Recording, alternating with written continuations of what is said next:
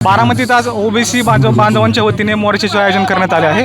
आपल्याबरोबर प्राध्यापक लक्ष्मण हाके स्वतः आहे, ते देखील मोर्चामध्ये सहभागी झाले आहेत। सर, काय सांगाल, आज बारामतीत मोर्चाचं आयोजन करण्यात आलं आहे?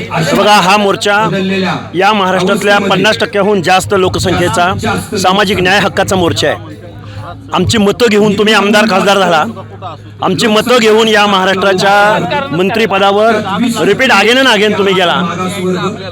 त्याच लोकांचं शिक्षण, नोकऱ्या आणि पंचायत राजमधलं आरक्षण तुम्ही घालवताय। अरे, आम्ही तुम्हाला कारखाना मागितला नाही, आम्ही तुम्हाला तुमची आमदारकी खासदारकी नाही मागितली। अरे, आमचा कुठेतरी एखादा झडपी मेंबर होतो का? आमचा कुठेतरी एखादा पंचायतीचा मेंबर होत होता का? तो सुद्धा तुम्हाला बघवा ना। आणि हा जो GR काढलाय, हा GR हा पाण्याच्या बंबात घालण्याच्या लायकीचा आहे। मी जबाबदारीने बोलतोय। मी या 14 करोड जनतेच्या महाराष्ट्राची आणि फुले शाहू आंबेडकरांच्या संविधानाची माफी मागून सांगतो की या लोकनियुक्त सरकारनं हा जो GR काढलाय, हा GR ओबीसीचं आरक्षण संपवणारा GR। जरांगेला अर्धवट न्याय मिळाला असं वाटतं का? अरे, जरांगे, जो न्याय कधी मिळणारच नाही, तो कसला न्याय? तुमचे आमदार खासदार जास्त आहे म्हणून तुम्ही आम्हाला हे करता का? आम्ही जर रस्त्यावर उतरलो तर तुम्ही वाहून जाचाल, वाहून। 50-60% गावगाड्यातले लोक आहेत। गावगाड्यातल्या लोकांच्या नादाला लागू नका।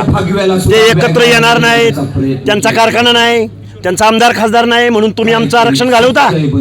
आम्ही महामानव डॉक्टर बाबासाहेब आंबेडकरांच्या संविधानाचं रक्त पिलेली माणसं आहोत। ज्या बारामतीकरांनी मनोज जरांगे नावाचं भूत उभं केलं आणि भूत उभं केलं ते केलं आणि ओबीसीचं आरक्षण संपवलं। बारामतीतून जरांगेला रसद पुरवली जाते असं वाटतं का? अरे, तो बजरंग सोनवणे कुणाचा खासदार आहे? राजेश टोपे कुणाचा माणूस आहे?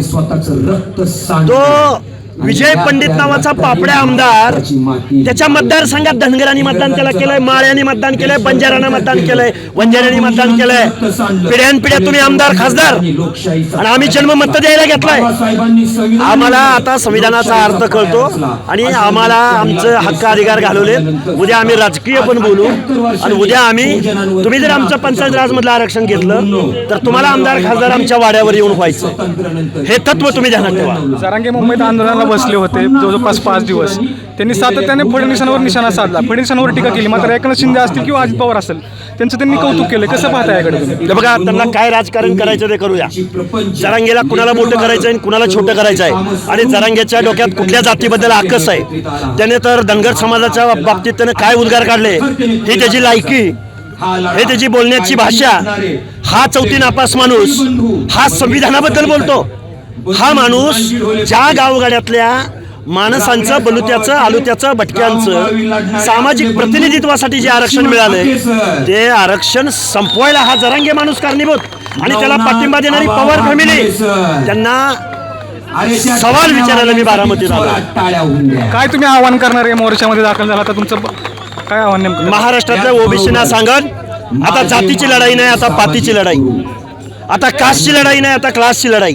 आता लढाई कुठल्या पक्षाची नाही, आता लढाई बाबासाहेबांच्या संविधानाची। आता आपल्याला दिल्लीला जायचंय, आता आपल्याला मुंबईला जायचंय। ज्या मुंबईला जाऊन आपलं आरक्षण ज्या राजकीय भांडगुळांनी संपवलं, त्या पुढाऱ्यांना जाब विचारायला आपल्याला मुंबईला जायचंय, दिल्लीला जायचंय, हे सांगायला मी बारामतीत आलोय। पुढची दिशा काय असणार आहे? आता मोर्चा, पहिला मोर्चामध्ये सुरुवात करीत बारामतीत। आज बारामतीत आहे, 7 तारखेला धारूर तालुक्यात आहे। गणेश विसर्जनानंतर आमची संघर्ष यात्रा निघते नांदेड मधून। 12 जिल्ह्यामध्ये ही यात्रा जाईल। आता कुणाला आम्ही निमंत्रण द्यायची गरज नाही, कुणाला गाड्या पाठवायची गरज नाही, कुणाला पैसे द्यायची गरज नाही।